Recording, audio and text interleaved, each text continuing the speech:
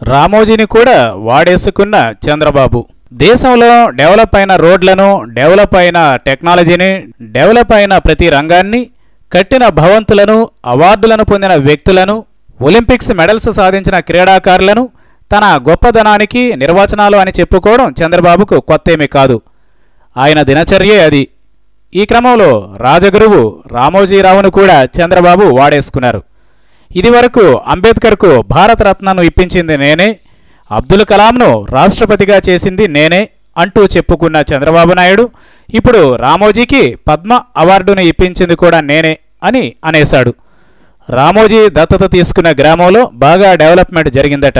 ఈ విషయాన్ని రామోజీ మీడియా ఏకరువు పెడుతూ ఉండగా ఇదే సమయంలో చంద్రబాబు కూడా ఆ గ్రామంలో పర్యటించారు. ఈ సందర్భంగా బాబు మాట్లాడుతూ రామోజీరావుకు పద్మవిభూషణ్ ఇప్పించింది నేనే అని చెప్పేసుకున్నారు. మరి మొన్నటి వరకు ఈ విషయంలో కేంద్ర ప్రభుత్వ పెద్దల హస్తం ఉందని అంతా అనుకున్నారు. భారతీయ జనతా పార్టీకి ఈనాడు మీడియా ద్వారా రామోజీరావు చేసిన సేవలను పరిగణనలోనికి తీసుకొని ఈ అవార్డును ఇచ్చిందని కొంతమంది వ్యాఖ్యానించారు.